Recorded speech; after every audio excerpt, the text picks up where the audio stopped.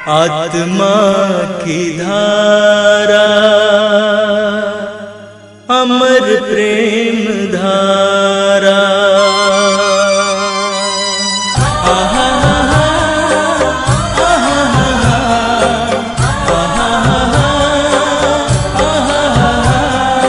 दिव्य वचन की धारा, ये है नूतन धारा।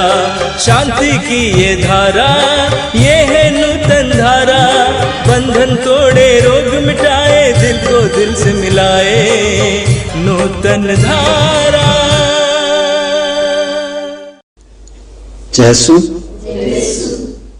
मेरे प्रिय भाइयों बहनों, आज की सभा में हम पुनरुत्थान पर मनन चिंतन करेंगे।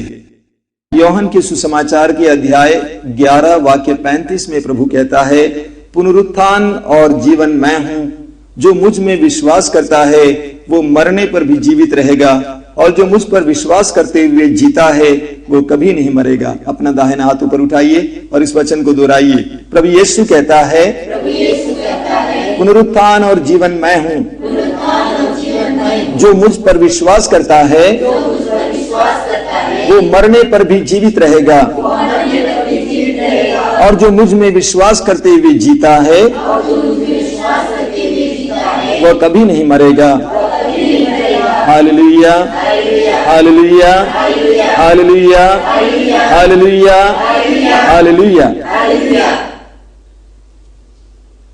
सुसमाचार हमें बताता है कि प्रभु यीशु मसीह को मृत्यु की सजा दी गई, और प्रभु यीशु मसीह ने अपने क्रूस को ढोते हुए कलवारी पहाड़ की ओर चल दिए, और कलवारी पहाड़ की एक छोटी सी चोटी जिसका नाम है गोलगोथा, वहां पर प्रभु यीशु मसीह दो डाकुओं के बीच क्रूस पर लटकाए गए।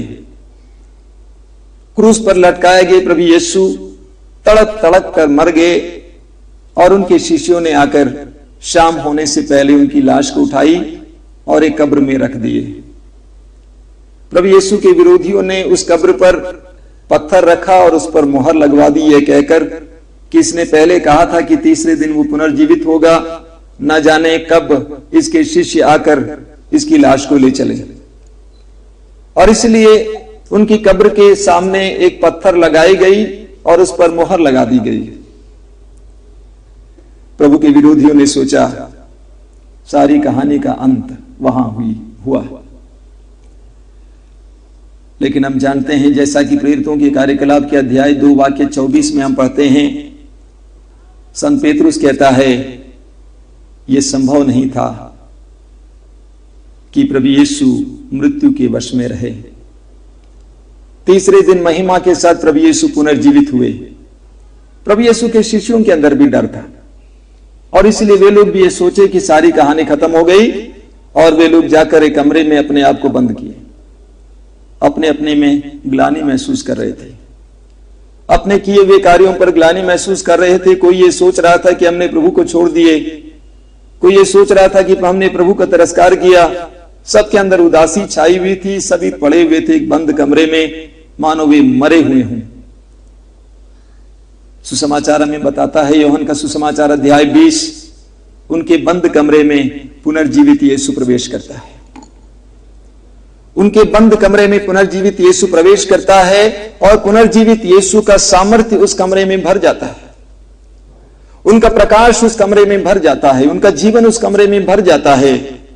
जिस तरह तिमोथी के दूसरे पत्र के अध्याय 1 वाक्य 10 में संत पौलुस कहता है, ईसा ने मृत्यु का विनाश किया और अपने सुसमाचार के द्वारा जीवन को आलोकित किया है। Hallelujah, hallelujah. जो शिष्य डरे हुए थे, असुरक्षा महसूस करते थे, कमरे में बंद थे, उन शिष्यों के अंदर प्रभु यीशु ने एक नए जीवन का संचार किया। जो मरे मरे से थे उनके अंदर पुनर्जीवित यीशु का सामर्थ्य प्रवेश किया।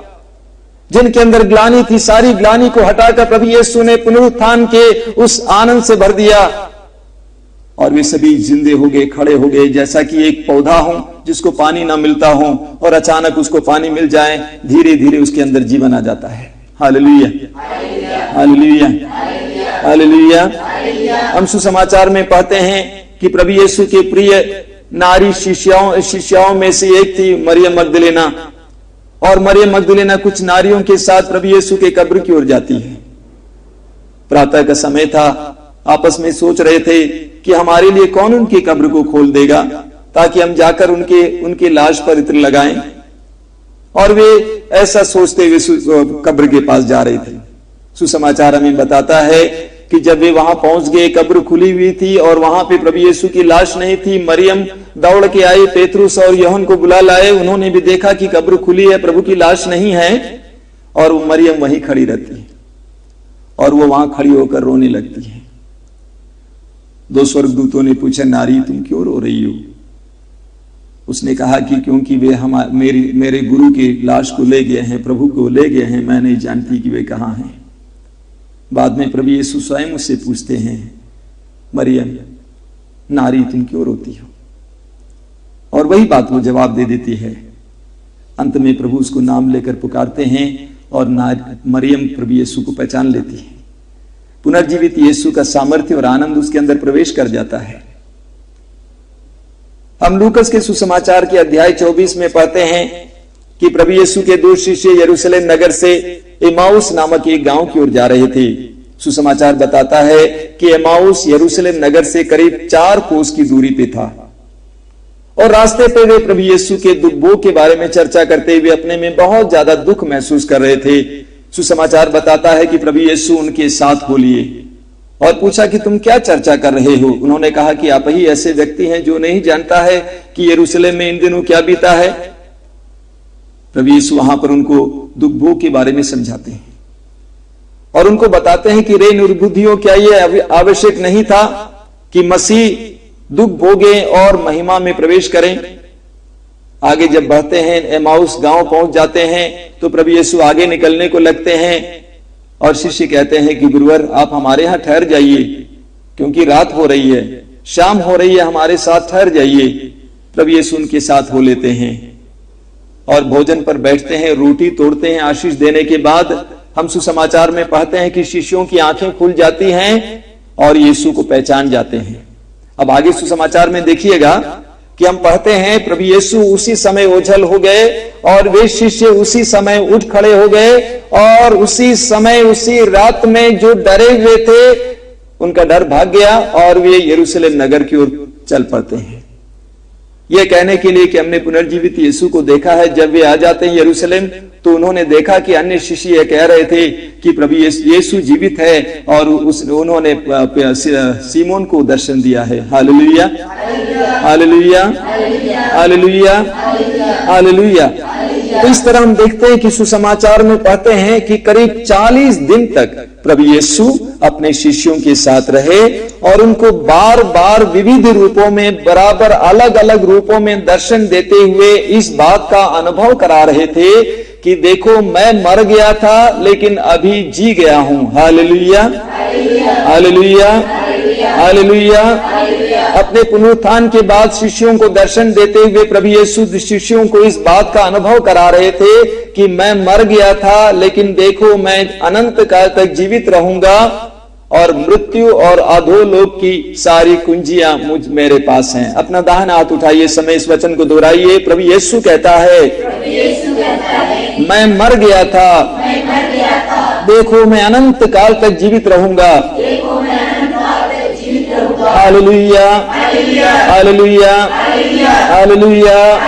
प्रभु यीशु कहता है मैं मर गया था, देखो मैं जी गया, अनंत काल तक जीवित रहूंगा।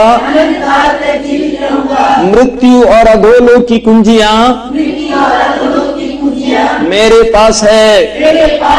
Hallelujah, hallelujah, hallelujah, hallelujah.